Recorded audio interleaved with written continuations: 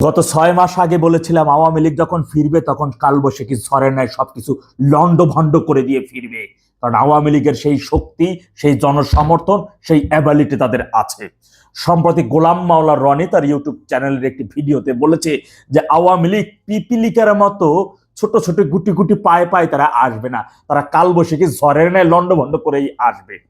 কিন্তু বিশ্বাস করেন ভাই, ডেভিল ইনুসের সময় আওয়ামী লীগ সেই প্রস্তুতি নিয়েছিল, চাইলেই সেটা তারা লন্ডন ঝড়ের নাই আসতে পারতো। কিন্তু জননেত্রী শেখ হাসিনা ওই যে সেক্রিফাইসের রাজনীতি, ক্ষমার রাজনীতি, তিনি বুঝতেছেন যে আওয়ামী লীগ সেই কালবৈশাখী ঝড়, আওয়ামী লীগ তো এই দেশটাকে তৈরি করছে, তা আওয়ামী লীগ যদি ঝড় তৈরি করে তাহলে রাষ্ট্রের অনেক সম্পদের ক্ষতি হবে, সাধারণ মানুষের জীবনে অনেক বড় হুমকি হয়ে দাঁড়াবে, একটা গৃহযুদ্ধ বেঁধে যাইতে পারে। যে কারণে নেত্রী সেটা চানে যে জোরাতালির মাধ্যমে একটা নির্বাচন হইয়া যাক। যদি জোরাতালি হয় সেই নির্বাচনের মাধ্যমে বিএনপি সরকারে আসুক। কারণ বিএনপি আপনারা জানেন সরকারে আসার আগে থেকেই তারা ৭১ মহান মুক্তিযুদ্ধ, সংবিধান, গণতন্ত্র রক্ষার জন্য তারা কাজ করবেন, এটা তারা ওয়াদাবদ্ধ হয়েছে। বিএনপির প্রতি আওয়ামী লীগের অনেক বড় প্রত্যাশা না, এতটুকু একটা ভরসা আছে যে তারা সেটা করবে। কিন্তু এরই মধ্যে তারা যা কিছু করেছে অনেক প্রশ্নের তারা জন্ম দিয়েছে। সেই প্রতিশ্রুতি যদি তারা না রাখে তাহলে আওয়ামী লীগের আগামীতে কালবৈশাখী ঝড় সৃষ্টি করা ছাড়া অন্য কোনো ওয়ে নাই। তবে ইতিহাসের সেরা প্রত্যাবর্তন হবে এইটা নিশ্চিত। গত ৩০ তারিখে আন্তর্জাতিক অপরাধ ট্রাইব্যুনালে যুক্তরাজ্য ভিত্তিক ল ফার্ম কিংসলি নিকলি চিঠি পাঠিয়েছেন। কিন্তু চিঠি পাঠিয়েছেন ৩০ তারিখে, ট্রাইব্যুনাল প্রসিকিউশন বলে এখনো চিঠি তারা হাতে পায় নাই। এটা কি বিশ্বাসযোগ্য? অন্যদিকে জাতিসংঘ থেকে তারেক রহমানকে 10টি প্রশ্ন করা হয়েছে। একটি রাজনৈতিক দলকে নিষিদ্ধ, একটি দলের প্রধান এবং সাবেক প্রধানমন্ত্রীর বিরুদ্ধে মৃত্যুদণ্ডের রায়, এই সংক্রান্ত বিষয় নিয়ে দেখা যাক সেই প্রশ্নের তিনি কি উত্তর দেন। আসেন সর্বপ্রথম আসে যুক্তরাজ্য ভিত্তিক ল ফার্ম কিংসলি ন্যাপলি গত 30শে মার্চ এই চিঠি পাঠিয়েছে বলে দাবি করেছে আওয়ামী লীগ। দলটির কেন্দ্রীয় নেতা মোহাম্মদ আলী আরাফাত বিবিসি বাংলাকে আইনজীবীর মাধ্যমে এই চিঠি পাঠানোর বিষয়টি নিশ্চিত করেছেন। সংশ্লিষ্ট আইনজীবীরা বলছেন শেখ হাসিনা বিদেশি আইনজীবীর মাধ্যমে এই প্রথম আন্তর্জাতিক অপরাধ ট্রাইব্যুনালে চিঠি পাঠালেন। এই চিঠিতে বলা হয়েছে আন্তর্জাতিক অপরাধ ট্রাইব্যুনালে শেখ হাসিনার অনুপস্থিতিতে যেভাবে বিচার করা হয়েছে তাতে আন্তর্জাতিক আইন এবং ন্যায্য বিচারের মৌলিক মানদণ্ড লঙ্ঘন হয়েছে। বিএনপি সরকার কাছে জাতিসংঘের পাঠানো চিঠিতে কি কি বিষয় উল্লেখ করা হয়েছে একটু মনোযোগ দিয়ে গেলে শুনেন। জাতিসংঘের বিশেষজ্ঞদের চিঠিতে বাংলাদেশ নিয়ে বড় উদ্বেগ। জাতিসংঘের 3 জন বিশেষ মানবাধিকার বিশেষজ্ঞ বাংলাদেশ সরকারকে একটি আনুষ্ঠানিক চিঠি পাঠিয়েছেন। চিঠিতে বলা হয়েছে আওয়ামী লীগকে নিষিদ্ধ করা, দলটির সব রাজনৈতিক কার্যক্রম বন্ধ করা, বক্তব্য প্রচার সীমিত করা, নির্বাচন থেকে কার্যত বাদ দেওয়া এবং এসবের জন্য সন্ত্রাস বিরোধী ও আন্তর্জাতিক অপরাধ আইন ব্যবহার করা আন্তর্জাতিক মানবাধিকার আইনের সঙ্গে সাংঘর্ষিক হতে পারে। জাতিসংঘের উদ্বেগের জায়গাগুলো হলো আওয়ামী লীগের উপর দলগত নিষেধাজ্ঞা, সমর্থন, সভা সমাবেশ ও প্রচার নিষিদ্ধ, মত প্রকাশের স্বাধীনতায় বাধা, নির্বাচনে অংশগ্রহণের পথ বন্ধ, গণগ্রেপ্তার, আটক, নির্যাতন ও পুলিশ হেফাজতে মৃত্যুর অভিযোগ এবং ন্যায্য বিচার নিয়ে প্রশ্ন। চিঠিতে পরিষ্কারভাবে বলা হয়েছে অপরাধের অভিযোগ থাকলে ব্যক্তিকে বিচারের মুখোমুখি করা যায়, কিন্তু পুরো একটি রাজনৈতিক দলকে নিষিদ্ধ করা খুবই কঠোর পদক্ষেপ, যা শুধু বাস্তব ও প্রমাণযোগ্য চরম হুমকি থাকলেই শেষ বিকল্প হিসেবে বিবেচিত হতে পারে। আরো বলা হয়েছে বাংলাদেশের রাজনৈতিক বহুত্ববাদ, নাগরিক অধিকার এবং অবাধ ও অংশগ্রহণমূলক নির্বাচনের পরিবেশ এই পদক্ষেপগুলোর কারণে ক্ষতিগ্রস্ত হতে পারে। সবচেয়ে গুরুত্বপূর্ণ কথা হলো এটি কোনো চূড়ান্ত রায় নয়, এটি জাতিসংঘের পক্ষ থেকে বাংলাদেশ সরকারের কাছে পাঠানো গুরুতর প্রশ্ন ও ব্যাখ্যা চাওয়ার চিঠি। কিন্তু এই চিঠি আন্তর্জাতিক অঙ্গনে স্পষ্ট করে দিয়েছে যে বাংলাদেশের বর্তমান রাজনৈতিক ও বিচারিক পরিস্থিতি নিয়ে গভীর উদ্বেগ তৈরি করেছে। গণতন্ত্রের প্রতিপক্ষকে মোকাবেলা করা হয় ভোটে, যুক্তিতে, আইনে, ন্যায়সঙ্গত প্রয়োগে, নির্বাহী আদেশে পুরো রাজনৈতিক শক্তিকে নিশ্চুপ করে দেওয়া কখনো সুস্থ গণতন্ত্রের লক্ষণ নয়। এখন বিএনপি সিদ্ধান্ত নেবে তারা ৭১ মুক্তিযুদ্ধ, গণতন্ত্র, আইন এবং সংবিধান সমুন্নত রাখবে নাকি দেশে কালবৈশাখী ঝড়ের ন্যায় লন্ডভন্ড তৈরি করার পথেই হাঁটবে।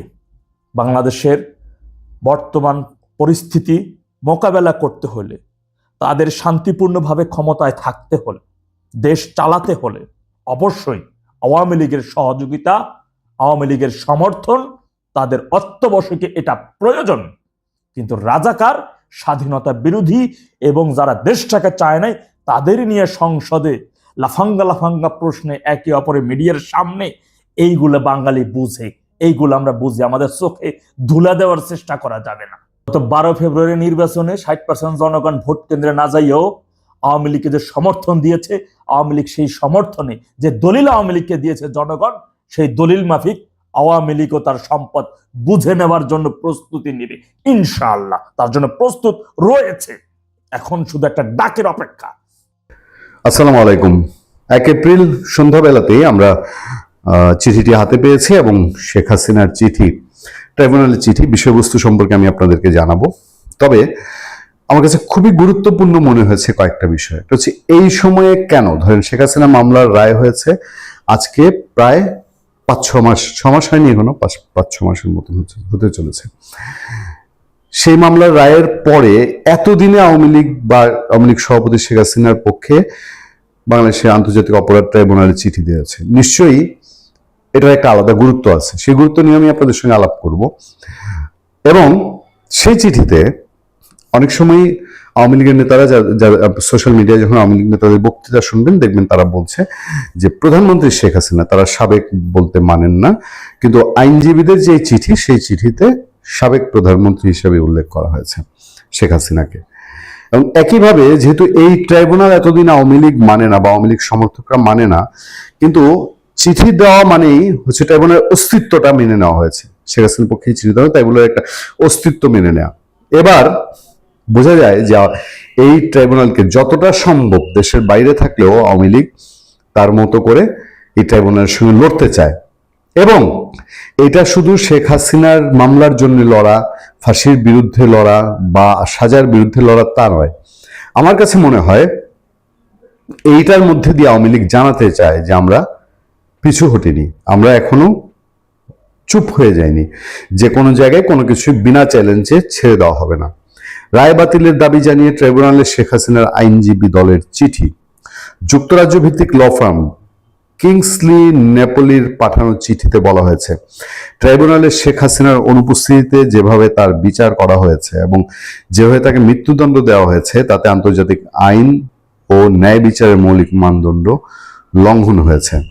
24শে জুলাই আন্দোলন দমনের চেষ্টায় মানবতা বিরোধী অপরাধের মামলায় দোষী সাব্যস্ত সাবেক প্রধানমন্ত্রী শেখ হাসিনা তার আইনজীবী দলের মাধ্যমে আন্তর্জাতিক অপরাধ ট্রাইব্যুনালে একটি চিঠি পাঠিয়েছেন, যেখানে তার মৃত্যুদণ্ডের রায় বাতিল করার দাবি জানানো হয়েছে। আওয়ামী লীগ সভাপতি শেখ হাসিনার পক্ষে এই যুক্তরাজ্য ভিত্তিক এই ফার্ম এটি পাঠিয়েছে, যে ল ফার্ম কিংসলি নেপোলির পাঠানো ওই চিঠিতে বলা হয়েছে আন্তর্জাতিক অপরাধ ট্রাইব্যুনাল যেভাবে তার অনুপস্থিতিতে বিচার হয়েছে সেটা আইনের লঙ্ঘন। 30 মার্চ ইমেইলের মাধ্যমে ট্রাইব্যুনালে পাঠানো এই চিঠিতে শেখ হাসিনার বিচার প্রক্রিয়াকে অন্যায্য ও অবৈধ বলা হয়েছে। এ বিষয়ে ট্রাইব্যুনাল প্রধান প্রসিকিউটরের বক্তব্য জানার চেষ্টা করেছে এই BDNews24.com। জুলাই আন্দোলন দমনে 1400 জনকে হত্যার উস্কানি, প্ররোচনা ও নির্দেশনা দেওয়ার 4 অভিযোগে দোষী সাব্যস্ত করে গত বছরের 17 নভেম্বর শেখ হাসিনাকে মৃত্যুদণ্ড দেয় আন্তর্জাতিক অপরাধ ট্রাইব্যুনাল।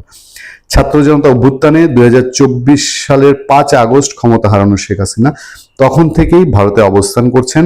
সব অভিযোগ অস্বীকার করে সেখান থেকেই এক বিবৃতিতে তিনি বলেন, এই বিচারে তিনি কিংবা তার দলকে আত্মপক্ষ সমর্থনের ন্যায্য সুযোগ দেওয়া হয়নি। কিংসলি নেপোলির পাঠানো চিঠিতে বলা হয়েছে, শেখ হাসিনার বিচার এমন এক রাজনৈতিক প্রেক্ষাপটে হয়েছে যেখানে আওয়ামী লীগ এবং নেতাকর্মী সমর্থকরা ছিলেন এক বৈরী পরিবেশের মধ্যে।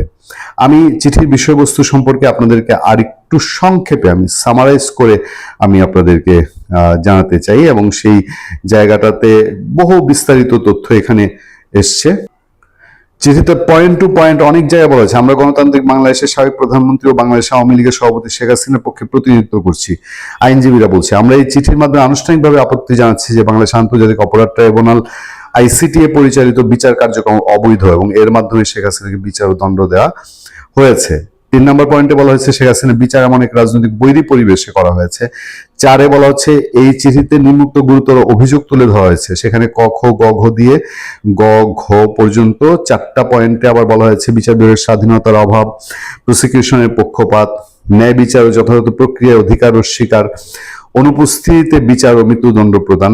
তারপর 6 নম্বর পয়েন্টে বলা হচ্ছে 71 সালে মুক্তিযুদ্ধকালীন গণহত্যা ও যুদ্ধাপরাধে মানে এই ট্রাইব্যুনালে এটা করা যেতে পারে না। 7 নম্বরে বলা হচ্ছে 2024 সালের ঘটনাগুলো সাধারণত ফৌজদারি আদালতের আওতায় পড়ে। আমি সংক্ষেপে আপনাদেরকে জানিয়ে দিচ্ছি। 8 নম্বরে বলা হচ্ছে এর মাধ্যমে এই বিচার পূর্ণ এখতিয়ার বহির্ভূত এবং শুরু থেকে বাতিলযোগ্য। 9 বলা হচ্ছে আন্তর্জাতিক আইন অনুযায়ী স্বাধীন ও নিরপেক্ষ আদালতে বিচার পাওয়ার অধিকার রয়েছে। এরকম বেশ কিছু পয়েন্টে গিয়ে তারা উত্থাপন করেছে এবং দাবি করা হয়েছে যে শেখ হাসিনা, বেশ কয়েকটি দাবি রয়েছে। শেখ হাসিনার রায় বাতিল করতে হবে, মৃত্যুদণ্ড কার্যকর করা যাবে না, ভবিষ্যৎ বিচার আন্তর্জাতিক মান অনুযায়ী করতে হবে, আওয়ামী লীগের সঙ্গে সংশ্লিষ্টদের নিরাপত্তা নিশ্চিত করতে হবে, বাংলাদেশ সরকারকে এসব লঙ্ঘন স্বীকার করে সংশোধনমূলক পদক্ষেপ নিতে হবে এবং শেখ হাসিনা আন্তর্জাতিক আদালত সহ সব আইনি পথে প্রতিকার চাইবার অধিকার সংরক্ষণ করেন। 14 দিনের মধ্যে এ বিষয়ে জবাব দিতে অনুরোধ করা হচ্ছে। বিনীত কিংসলে ন্যাপলি LLP।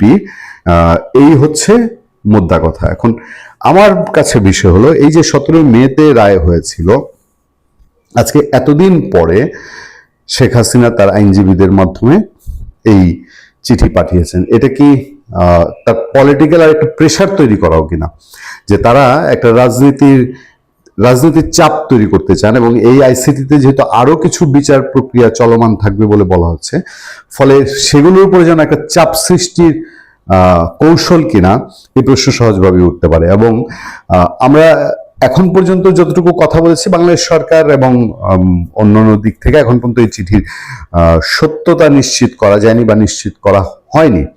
কিন্তু যাই হোক না হোক, এটা যে একটা রাজনৈতিক চাপ, এটা নিঃসন্দেহে বোধহয় বলা যায়।